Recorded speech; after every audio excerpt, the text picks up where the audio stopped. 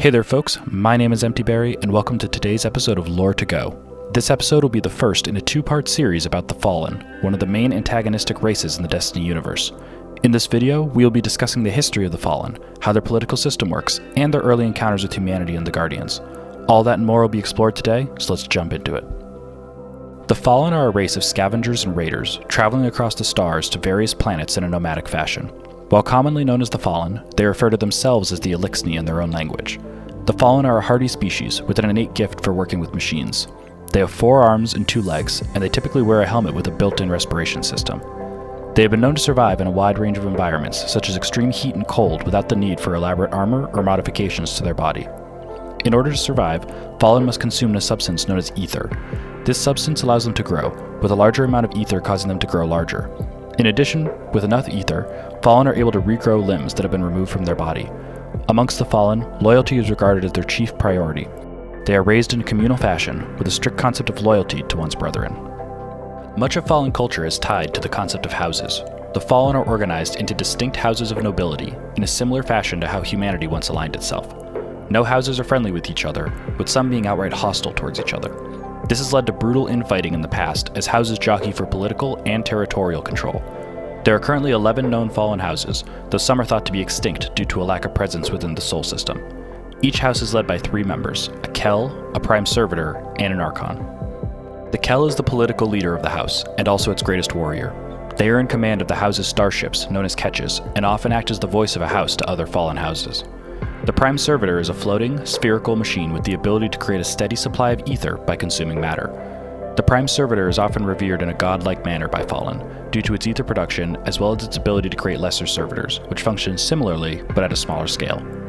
The last member of house leadership is the Archon. Archons serve as high priests as well as chief engineers. They often mediate between the Kell and the Prime Servitor, as well as overseeing maintenance of the house's various machines. For a house to be stable, all 3 of these leadership positions must be filled and working together. If any or all are killed, it often leads to panic and chaos within a house, including members fleeing the house or infighting to replace the vacant positions. On occasion, this can become extreme enough to permanently break the house, causing it to be disbanded. Long ago, the Traveler arrived to the Fallen homeworld Reese, and with it brought about a golden age. They referred to the Traveler as the Great Machine and revered it as a god. With its help, they made numerous technological advancements, but they specialized in space exploration, including coming to control multiple star systems. At some point, an event known as the Whirlwind occurred, in which the Traveler fled Reese as it was beset upon by the darkness.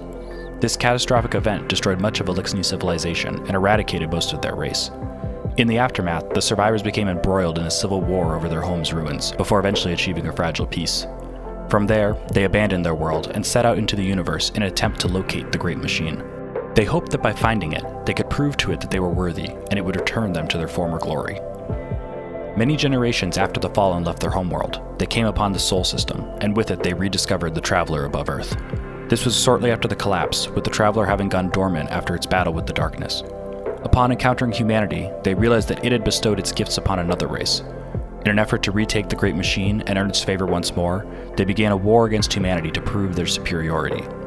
While they had great success initially raiding outposts and settlements, they soon encountered fierce resistance by the Guardians.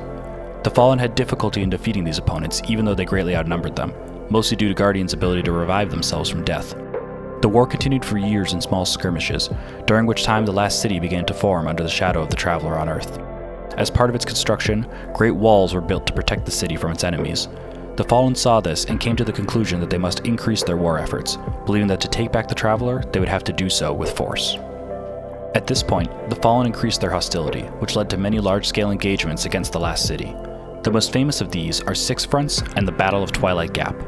In Six Fronts, the House of Devils staged a coordinated attack against the city, choosing to attack it from 6 different directions.